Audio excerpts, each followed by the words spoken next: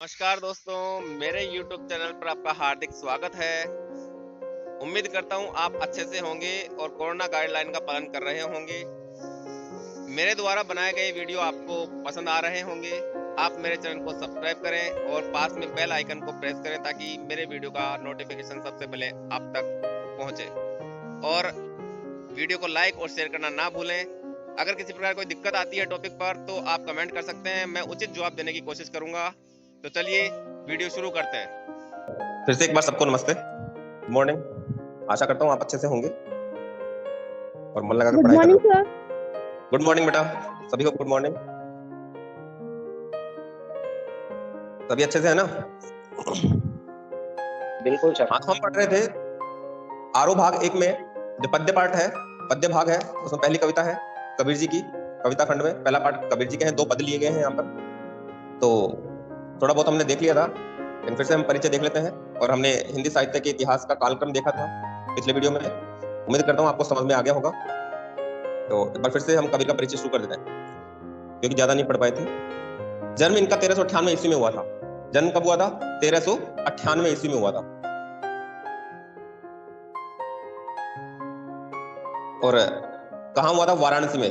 वाराणसी का जो प्राचीन नाम है वो क्या था? काशी। बनारस भी कहते थे इसको, बनारस भी कहते थे। लहरतारा तालाब के पास में कहाँ पड़ता है ये? यूपी में पड़ता है। प्रमुख रचनाएं इनकी एकमात्र रचना है जिसका नाम है बीजक, जिसमें 3 पार्ट है, साखी, सबक और रमैनी। साखी मतलब साक्षी से बना है। इसमें दोहे वगैरह आते हैं जिनको कबीर जी ने जो चीजें, जो बातें महसूस की, अनुभव किया, अपनी आंखों से देखा, कानों सुना, उनको ज्यों का त्यों शब्दों में बयां कर दिया, वो साखी कहलाती है। मतलब जो इन्होंने अपनी आंखों से देखा सुना उसको उन्होंने शब्दों में, दोहों के माध्यम से बयां किया, वो साखी कहलाती है। शब्द ये इनके गेय पद हैं। गेय मतलब गाने वाले पद हैं जिनको ये गा गा कर कहा करते थे। और रमैन ये रामायण का रूप है। रामायण की शैली में लिखी गई रचना है। रामायण कौन सी शैली में लिखी गई थी? दोहा चौपाई शैली में। और इनकी मृत्यु 1518 ईस्वी में बस्ती के निकट कहाँ हुई थी? मगहर में। मगहर का जिक्र हमने कर लिया था कि काशी से थोड़ा दूर मगहर स्थान पड़ता था। उसके बारे में ये अंधविश्वास था कि यहाँ पे जो मरता है वो कहाँ जाता है? नरक में। और काशी में जो मरता है वो कहाँ जाता है? स्वर्ग में। आपने ये भी सुना होगा कि पहले के समय में काशी में जो बूढ़े लोग हुआ करते हैं बहुत ज्यादा हुआ करते थे। उसका कारण यही था क्योंकि ये अंधविश्वास फैला हुआ था कि काशी में मरने वाले को स्वर्ग की प्राप्ति होती है। इसलिए अपने बूढ़े माँ बाप को लोग कहाँ छोड़कर आ जाया करते थे? काशी में छोड़कर आ जाया करते थे। और माँ बाप भी खुशी खुशी चले जाया करते थे कि अपने को मरने के बाद में स्वर्ग नसीब होगा, तो वो भी खुशी खुशी काशी चले जाया करते थे। बाकी ये है अंधविश्वास। किसने देखा है स्वर्ग और नरक? मरने के बाद में किसको पता है कौन कहाँ जाएगा? स्वर्ग और नरक यहीं पे होता है, यहीं पे मिलता है। अपने कर्मों की वजह से हमें स्वर्ग नसीब होगा, कर्मों की वजह से नरक नसीब होगा। जैसे कर्म करेंगे उनका फल हम यहीं पर कंप्लीट करके जाएंगे, भोग कर जाएंगे। ठीक है। 1398 में जन्म हुआ था, 1518 में मृत्यु हुई थी। लगभग 120 साल तक ये जीवित रहे थे। कबीर भक्ति काल की निर्गुण भक्ति धारा में ज्ञानाश्रयी शाखा के प्रतिनिधि कवि हैं। ये जिक्र हमने कर लिया था। ये भक्ति काल था। भक्ति काल 2 भाग, सगुण और निर्गुण। निर्गुण के भी 2 पार्ट थे, ज्ञानाश्रयी और प्रेमाश्रयी। ज्ञान और प्रेम। ठीक है। ज्ञानाश्रयी शाखा के प्रतिनिधि कवि थे। इसमें मैंने क्या बताया था? संत आते हैं और इसमें सूफी आते हैं। ठीक है। इसी प्रकार सगुण के भी 2 पार्ट थे, एक तो राम भक्त, एक कृष्ण भक्त। राम भक्त में तुलसी का नाम फेमस है और कृष्ण भक्त में सूरदास का नाम फेमस है। भक्ति काल की देखो ये इंपॉर्टेंट बातें ये हमें याद करनी पड़ेंगी। भक्ति काल, निर्गुण धारा, ज्ञानाश्रयी शाखा प्रतिनिधि कवि हैं उसके।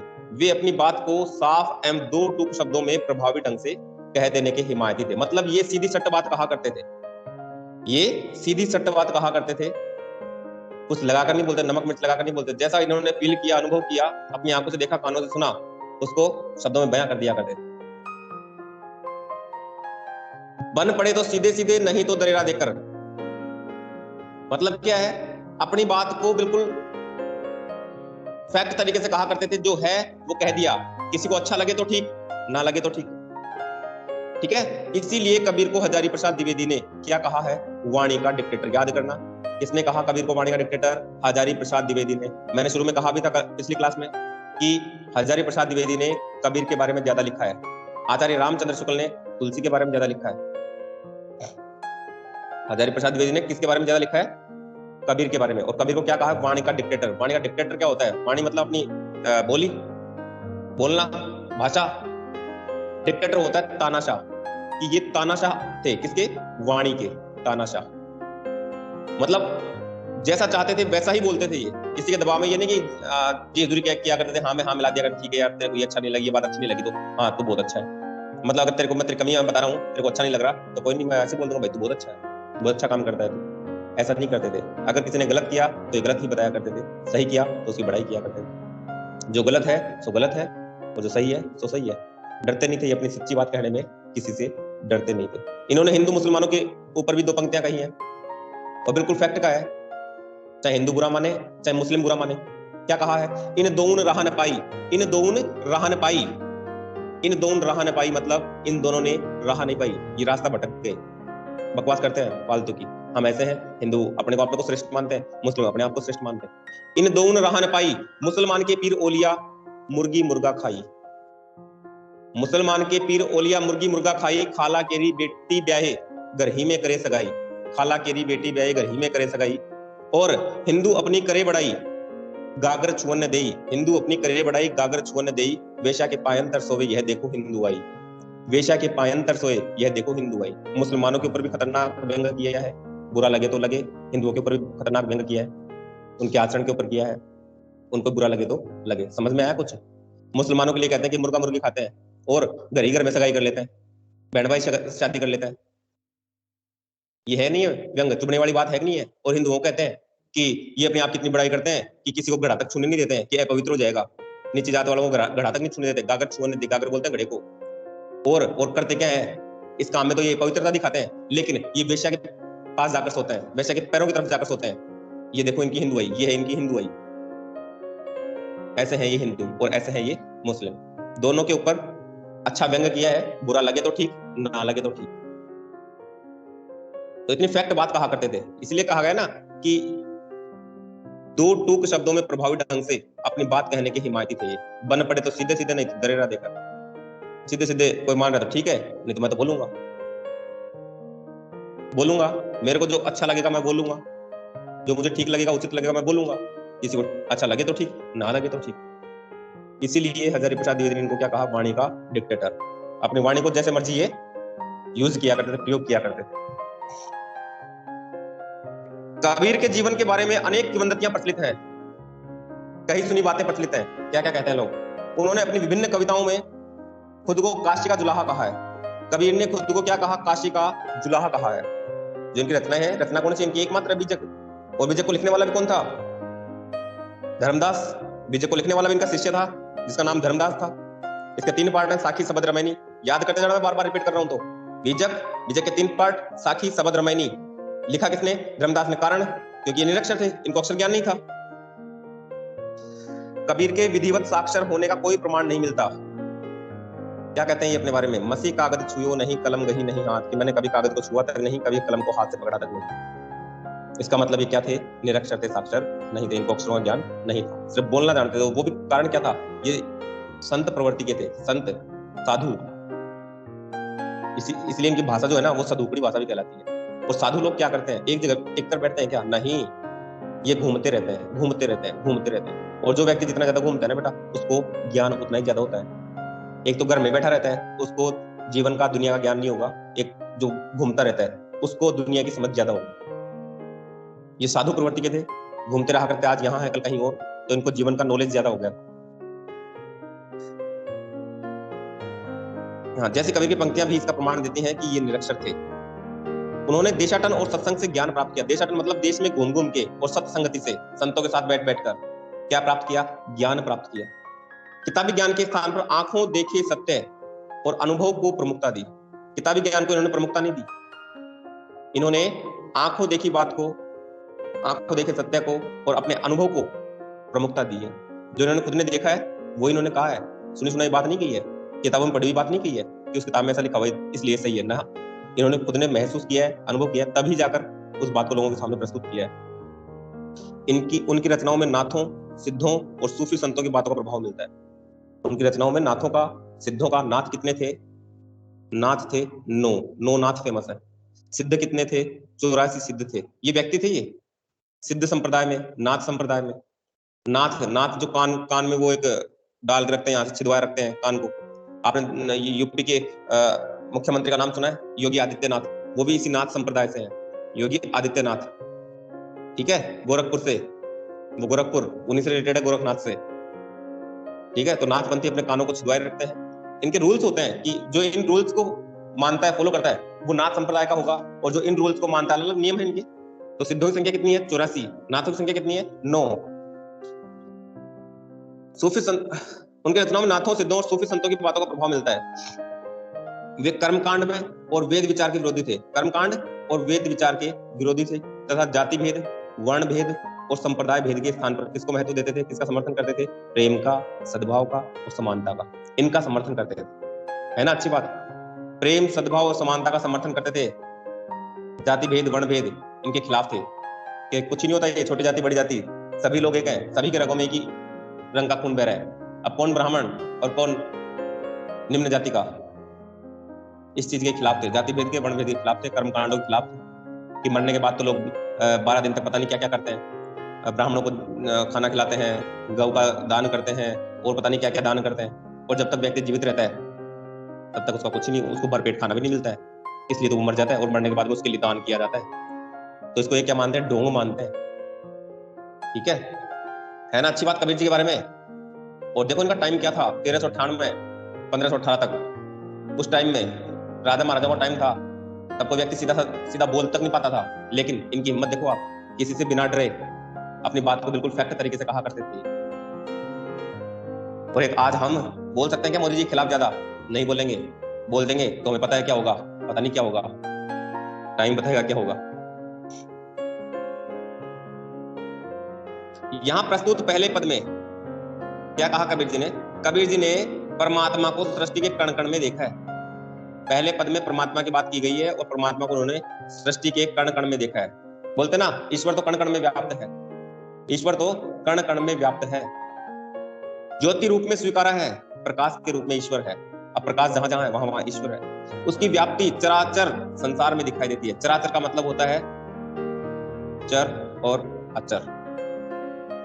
चर मतलब सजीव और अचर मतलब निर्जीव।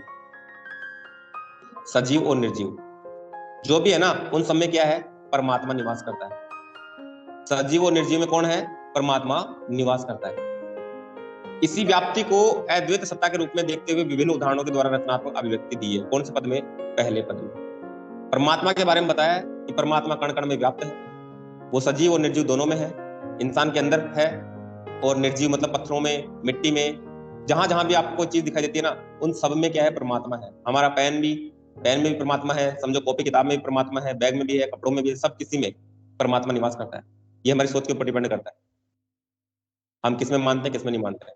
हम लोग परमात्मा के दर्शन करने के लिए मंदिरों में जाते हैं, जरूरत नहीं है। हम हमारे अंदर अंतरात्मा भी ईश्वर के दर्शन कर सकते हैं, अंतर मन में ईश्वर के दर्शन कर सकता है, सामने वाले में ईश्वर के दर्शन कर सकता है। और दूसरे पद में क्या बताया है? दूसरे पद में कबीर ने बाह्य आडंबरों पर प्रहार किया है। किस पर? बाह्य आडंबरों पर प्रहार किया है। अच्छा एक बात और आई ऊपर, अद्वैत सत्ता के रूप में इन्होंने देखा है। ईश्वर को किसके रूप में देखा है? अद्वैत सत्ता के रूप में देखा है। इन्होंने ईश्वर को अद्वैत सत्ता के रूप में देखा है। मतलब अद्वैत, अद्वैत होता है, जो द्वैत का मतलब क्या होता है? द्वैत, द्वैत मतलब होता है दो। अब ए लग गया, एक का मतलब नहीं। जो दो नहीं है, दो नहीं है मतलब एक ही है, एक ही है, वो होता है अद्वैतवादी, अद्वैतवाद का समर्थन करने वाला। जो दो नहीं है, एक ही है, ये अद्वैतवादी सत्ता में विश्वास करते थे। किसके लिए? ईश्वर को ये एक ही मानते हैं। हम लोग आत्मा और परमात्मा को अलग अलग मानते हैं। ये बोलते हैं नहीं, दोनों क्या है? एक ही है। ये ऐसा मानते हैं। जो दो मानते हैं वो द्वैतवादी होते हैं, वो द्वैतवाद का समर्थन करते हैं। ये दो नहीं मानते, एक ही मानते, मतलब अद्वैतवाद का समर्थन करते हैं कि ईश्वर एक ही है, दो नहीं है। ये तो हमारा नजरिया है जो दो रूपों में देखता है उनको। वो नजरिए के ऊपर डिपेंड करता है सब कुछ। हमारा नजरिया अच्छा होगा तो हमें सब कुछ अच्छा नजर आएगा, हमारा नजरिया बुरा होगा तो हमें सब कुछ बुरा ही नजर आएगा। दूसरे पद में कबीर ने बाह्य आडंबरों पर प्रहार किया है। बाह्य आडंबरों, दिखाओं पर, ढोंग पर, जो हम ढोंग करते हैं ना, उन पर प्रहार किया है। जो तिलक लगाते हैं, छापा लगाते हैं, और पता नहीं क्या क्या पहनते हैं, ये दिखाने के लिए कि हम तो ईश्वर के भक्त हैं। उनके ऊपर क्या किया है? ढोंग किया है। मंत्र देते हैं कुछ लोग मंत्र देते हैं, उनके ऊपर ढोंग किया है। अरे कुछ नहीं रखा ये, फालतू में बावड़ा मत बनाओ, लोगों को पागल मत बनाओ। उनके ऊपर प्रहार किया है। साथ ही यह भी बताया है कि अधिकांश लोग अपने भीतर की ताकत को न पहचान कर अनजाने में ही अवास्तविक संसार से रिश्ता बना बैठे हैं और वास्तविक संसार से बेखबर रहते हैं। मतलब सबसे पहले हमें ईश्वर को प्राप्त करने के लिए अपने अंदर झांकना होगा, अपने अंतर मन में, अंतरात्मा में झांकना होगा। हमें अपने आप को समझना होगा, और जिस दिन हमने अपने आप को समझ लिया ना बेटा, उस दिन समझो हमने ईश्वर को प्राप्त कर लिया। मतलब ईश्वर हमारे ही अंदर है, लेकिन हम लोग भागते हैं एक दूसरे के पीछे भागते हैं। अरे वो ऐसा कर रहा है, अरे वो वहां मंदिर में गया था, उसको सफलता मिल गई, अरे चलो अपन भी दो दिख कराते हैं, चढ़ावा चढ़ा कर आते हैं। नहीं, ऐसा करने से कुछ नहीं होगा। अपने अंदर झांक लो तो आपका बेड़ा पार हो जाएगा। पहले अपने आप को जानो कि हम कौन है। जिस दिन आपको पता चल जाएगा हम कौन है, मैं क्या कर सकता हूँ, मैं क्या कर सकते हो, उस दिन समझो आपको ईश्वर की प्राप्ति हो जाएगी। कण कण में विद्यमान है, हमारे अंदर है ईश्वर, हमें मंदिर में जाने की आवश्यकता नहीं है, ऐसा कबीर जी कहते हैं। वो सही भी कहते हैं, गलत नहीं है। दोनों पद जयदेव सिंह और वासुदेव सिंह द्वारा संकलित संपादित कौन सी रचना? कबीर वांग में खंड 2 शब्द से लिए गए हैं। किसके द्वारा रचित है? जयदेव और वासुदेव सिंह द्वारा। यहाँ पर जो दो पद लिए गए ना बेटा, ये जयदेव और वासुदेव सिंह के द्वारा संपादित संकलित है, उनके द्वारा लिखी। कबीर जी के खुद के लिखे हुए नहीं है ये पद, ये जयदेव और वासुदेव के द्वारा लिखे गए पद है। और उनकी रचना का नाम क्या था? कबीर वांग में खंड 2। वांग में बोलते हैं बेटा साहित्य को, कबीर का साहित्य। और साहित्य क्या होता है बेटा? जो हित चाहता है, जो अच्छा हित चाहता है, उसे ही हम साहित्य कहते हैं। तो हम पहला पद पढ़ते हैं। इतना तो मैंने समझाया, क्या आपके समझ में आया? एक बार रिप्लाई। चलो पहला पद देखते हैं, कबीर वांग में से है, जयदेव और वासुदेव सिंह के द्वारा रचित है। हम तो एक एक करी जाना, हम तो एक एक करी जाना, दो ही कही तिन्हीं को दो जग जिन नाहिन पहचाना। एक ही पवन एक ही पानी एक ही ज्योति समाना, एक ही खाक गढ़े सब भांडे एक ही कोहरा आसाना। जैसे बाड़ी काष्ट ही काटे अग्नि न काटे कोई, सब घटी अंतरी तू ही व्यापक दरे जरूरे सोई। माया देखी के जगत लुभाना, काहे रे नरगर बाना, निर्भय भया कछु नहीं व्यापे कहे कबीर दीवाना। कुछ समझ में आया? एक ही पवन एक ही पानी एक ही ज्योति समाना। कुछ समझ में आया? सुनिए ये पंक्ति दूरदर्शन पे आया करती थी पहले, ये बहुत अच्छा सा गीत बना रखा था इससे। हम तो एक एक करी जाना, देखो हमने इससे पहले अलंकार पढ़े हैं। एक एक करी जाना, एक एक शब्द की पुनरावृत्ति हुई है। जहां पर शब्द की पुनरावृत्ति होती है और अर्थ अलग अलग होता है, वहां पर कौन सा अलंकार होता है? आप बताएं, कौन सा अलंकार होता है वहां पर? शब्द की पुनरावृत्ति और अर्थ हर बार अलग होता है तो। और ये भी बताएं, शब्द की पुनरावृत्ति हुई लेकिन अर्थ एक ही रहता है, सेम रहता है, तो कौन सा अलंकार है? और अर्थ अलग अलग होता है, तब कौन सा अलंकार है? बताएं। बहुत अच्छे समझाया था। चलो मैं आपको याद दिलाता हूँ। कनक कनक ते सोगुनी मादकता अधिकाय, वह खाए बोराय जग वह पाए बोराय। कनक कनक शब्द की पुनरावृत्ति हुई थी, अर्थ अलग अलग था, कौन सा अलंकार था? और एक जगह मैंने बताया था, मान लो ऐसे आ जाए पास पास धीरे धीरे, वहां पर कौन सा अलंकार होगा?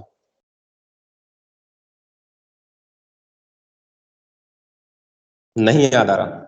शब्द की पुनरावृत्ति हो, अर्थ अलग अलग हो, तो वहां पर यमक अलंकार होता है। कौन सा? यमक अलंकार। तो देख लेना इस पंक्ति में यमक अलंकार बताया गया है।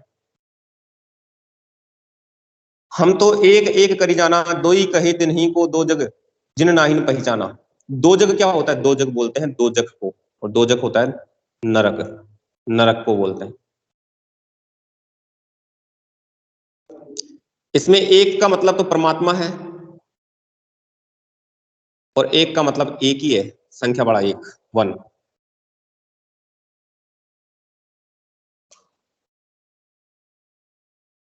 तिन्हीं मतलब हो गया उनकी। एक ही पवन, पवन हवा हो गया, एक ही पानी, एक ही ज्योति, ज्योति मतलब ज्योति, ज्योति मतलब प्रकाश। खाक बोलते हैं मिट्टी को, बोलते ना एक दिन हमें खाक में मिल जाना है, मिट्टी में मिलना मिलना है सभी को। भांडे मतलब बर्तन, कोहरा मतलब कुम्हार, साना मतलब मिलाकर। बाड़ी होता है बढ़ई, हाथी। काष्ट होता है लकड़ी। अग्नि मतलब आग, सब घटी अंतरी, अंतरी मतलब अंदर, घट मतलब हृदय, घट के अंदर, बोलते ना घट के अंदर, मेरे घट में तो आज ऐसे हो रहा है, ऐसी चिंता सी हो रही है, प्यार सा आ रहा है घट में, बोलते ना घट में।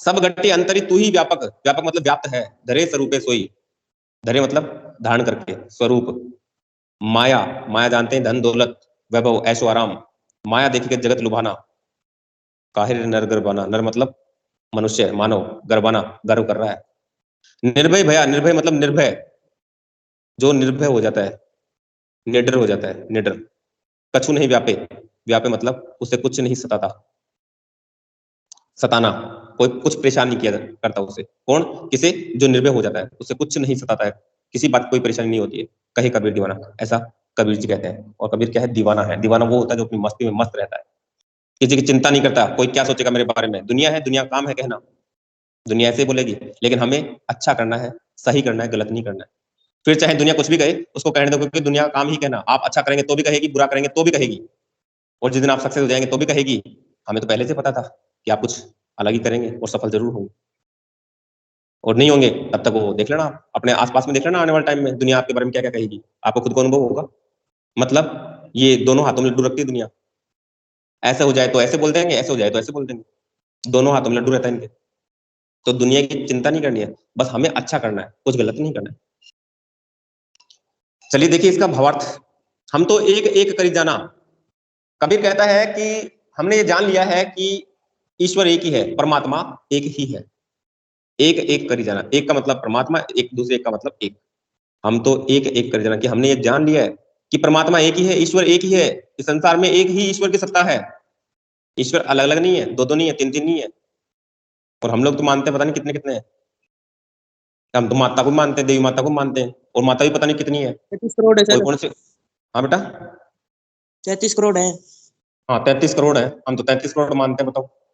लेकिन कबीर जी क्या कहते हैं कि एक ही है, ईश्वर एक ही है, परमात्मा एक ही है, दो ही कहे तिन्हीं को दो जगत जिन नाहिन पहचाना, कि जो दो कहते हैं ना, जो कहते हैं कि ईश्वर दो है, परमात्मा दो है, अलग अलग है, उनकी तो दो जग जैसी स्थिति बताई, दो जग मतलब, दो जग क्या बताया था, नरक, उनकी स्थिति कैसी है, नरक के समान है, जो ईश्वर को परमात्मा को दो मानते हैं, दो रूपों में मानते हैं, उनकी स्थिति तो नरक जैसी है, बाकी ईश्वर तो एक ही है, मान लो ईश्वर एक ही है। अब उसको, इस बात को सिद्ध करने के लिए कबीर जी ने उदाहरण दिए कई, कि किस प्रकार से एक है, देखो आप, मैं आपको बात बताता हूं, ऐसा कबीर जी कह रहे हैं कि देखो मैं बताता हूं, ईश्वर एक ही है, ज्यादा है, कहते हैं एक ही पवन, एक ही पानी, एक ही ज्योति समाना, एक ही खाक गढ़े से भांडे, एक ही कोहरा साना, कि देखो एक ही हवा है, हवा है ना, एक ही है, अलग अलग है क्या हवा, कि हवा अलग अलग है, हमारे पास तो पीली वाली आ रही है, तुम्हारे पास लाल वाली, काली वाली, ऐसा कुछ है क्या, नहीं, ईश्वर एक ही है, देखो हवा भी एक ही है, पानी भी एक ही है, एक बोलना सर कि कहीं खारा होता है कहीं मीठा होता है, नहीं, पानी तो एक ही है ना, एक ही ज्योति समाना, और एक ही तरह का प्रकाश सभी जगह विद्यमान है, सारे संसार में, सारी दुनिया में, सारे ब्रह्मांड में एक ही प्रकार की पवन है, एक ही प्रकार का पानी है, और एक ही प्रकार का प्रकाश है, ज्योति।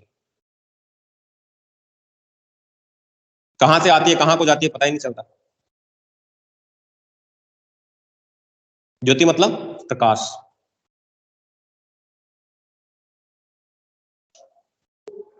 एक ही खाक गढ़े सब बांडे, एक ही कोहरा स्थाना, ये कुम्हार भी है ना, एक ही प्रकार की मिट्टी से, एक ही प्रकार की मिट्टी को मिलाकर सब भांडों का निर्माण करता है, भांडे, भांडे नहीं जानते क्या, बर्तन, क्या है, बर्तन, ये कुम्हार, कोहरा मतलब कुम्हार, एक ही प्रकार की मिट्टी से या एक ही प्रकार की मिट्टी को मिलाकर सब घड़ों का निर्माण करता है, सभी प्रकार के बर्तनों का निर्माण करता है, उनका आकार प्रकार अलग अलग हो सकता है, लेकिन मिट्टी एक ही है या नहीं, आप मानते कि नहीं मानते, अरे मिट्टी एक ही होती है, वो चिकनी मिट्टी है, उसी से वो घड़ा बना देता है, उसी से वो कलश बना देता है, उसी से वो दीपक बना देता है, और उसी से वो और कुछ बना देता है, सुराही बना देता है, छोटे छोटे दिए बना देता है, बड़ा दिया बना देता है, गुल्लक बना देता है या नहीं है, कई प्रकार की मिट्टी मूर्तियां बना देता है, मूर्तियां मूर्तिकार बनाता है, लेकिन मिट्टी तो एक ही होती है ना, पत्थर की मूर्तियां होती है ना, पत्थर तो एक ही है ना, उसी से कृष्ण बन जाते हैं, उसी से राम बन जाते हैं, उसी से हनुमान जी बन जाते हैं, उसी से भोलेनाथ बन जाते हैं, उसी से देवी माँ बन जाती है, एक ही प्रकार के पत्थर से, जैसे बाडी कास्ट ही काटे अग्नि ने काटे कोई, कि जिस प्रकार से जो बढ़ई है ना, वो लकड़ी को तो काट सकता है, काष्ठ को तो काट सकता है, लेकिन क्या उस लकड़ी के अंदर विद्यमान उस अग्नि को काट सकता है क्या?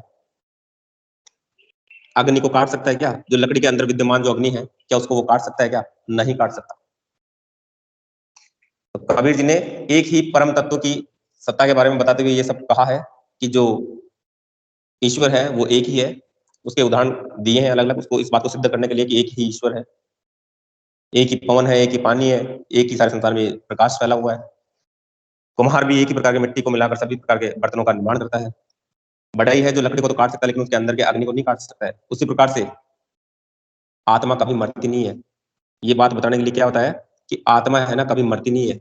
आत्मा हमेशा जीवित रहती है। आत्मा मरती है क्या? अरे आत्मा मरती नहीं है। शरीर बदलती है।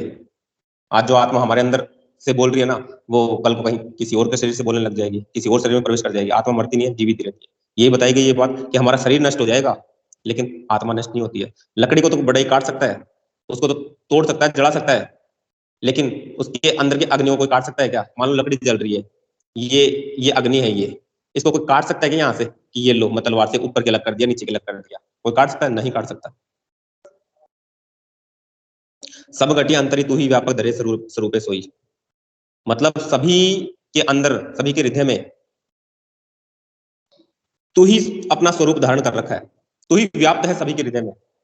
सभी के हृदय में आत्मा व्याप्त है, एक ही प्रकार की आत्मा व्याप्त है, लेकिन धरे स्वरूपे सोई, अलग अलग स्वरूप धारण कर रखी है। मेरे शरीर में मेरा रूप धारण कर रखी है, आपके शरीर में आपका स्वरूप धारण कर रखी है। आत्मा एक ही है, लेकिन वो अलग अलग रूप धारण कर रखी है। माया देखी के जगत लुभाना, काहे निर्गर बना। कबीर जी कहते हैं हमें सचेत करते हुए कह रहे हैं कि माया देखी के जगत लुभाना। हे जगत के लोगों, हे संसार के लोगों, तुम माया देख के इतना क्यों ललचा रहे हो? माया के पीछे क्यों भाग रहे हो? माया मतलब मोह माया, धन दौलत वैभव भोग विलास, इसके पीछे क्यों भाग रहे हो? क्यों गर्व कर रहे हो? हे नर, तू क्यों इतना गर्व कर रहा है अपने ऊपर? इस माया को देख के तू अपने ऊपर गर्व कर रहा है।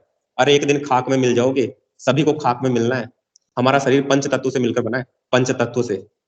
हमारी जो बॉडी है ना बेटा, पांच तत्वों से मिलकर बनी है, और एक दिन ये पांचों तत्वों में विलीन हो जाएंगे और हम नष्ट हो जाएंगे, और आत्मा किसी और शरीर में जाकर प्रवेश कर जाएगी। आत्मा नहीं मरेगी, हमारा शरीर मरेगा। ये मिट्टी का बोलते ना, शरीर मिट्टी का है, मिट्टी में मिल जाएंगे। अकेली मिट्टी का नहीं है, मिट्टी भी है, आकाश का तत्व भी है, वायु भी है, जल भी है, और अग्नि भी है। अग्नि अग्नि में मिल जाएगी, मिट्टी मिट्टी में मिल जाएगी, आकाश आकाश में चला जाएगा, जल जल में चला जाएगा, वायु वायु में मिल जाएगी। निर्भय भया कछु नहीं व्यापे, कहे कबीर दीवाना। कबीर जी कहते हैं कि मैं तो निर्भय हो गया हूँ, अब मुझे कुछ भी चिंता नहीं है, किसी प्रकार का कोई मुझे सताता नहीं है, परेशान नहीं करता है। ये कबीर जी कहते हैं। समझ में आया बेटा? यस और नो बोले, समय हो गया है। तो मिलते हैं अगली यस क्लास में, सर। तब तक के लिए धन्यवाद। जय हिंद, जय भारत।